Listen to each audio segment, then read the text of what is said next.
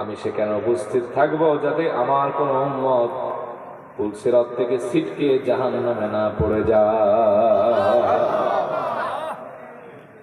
ফাইল্লাম আলকাকা আলাস সিরাত, যদি আপনারে পুলসিরাতের কাছে না পাই তাহলে কই যাবো, কোথায় গেলে আপনারে পাবো? নবীজি বলেছেন ফাতলুবনি ইনদাল মিজান, তাহলে আমার মিজানের পাল্লার কাছে তালাশ করি, ওই জায়গায় আমারে পাবাই। আমি বললাম ফাইল্লাম আলকাকা ইনদাল মিজান, ও নবী যদি আপনার মিজানের পাল্লার কাছেও না পাই তাহলে আমি কোথায় গেলে আপনারে পাবো? নবীজি বলেছেন ফাতলুবনি ইনদাল হাউজ, তাহলে আমারে অবশ্যই হাউজে কাউসারের কাছে পেয়ে যাবা।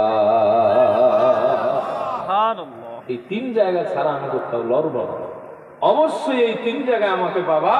আর এই তিন জায়গায় থেকে থেকে আমি আমার উম্মতকে জাহান্নাম থেকে বাঁচায় জান্নাতে ঢুকাই দেব।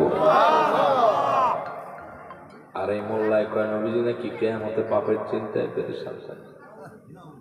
আবার বলে বুড়া আঙ্গুল জায়গায় নবীজি নাকি কিছুই জানে না। নাউজুবিল্লাহ বলেন।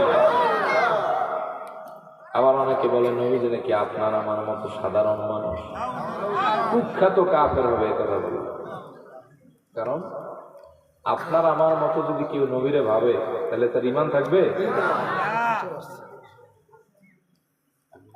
কি ভাই? কোনো অসুবিধা?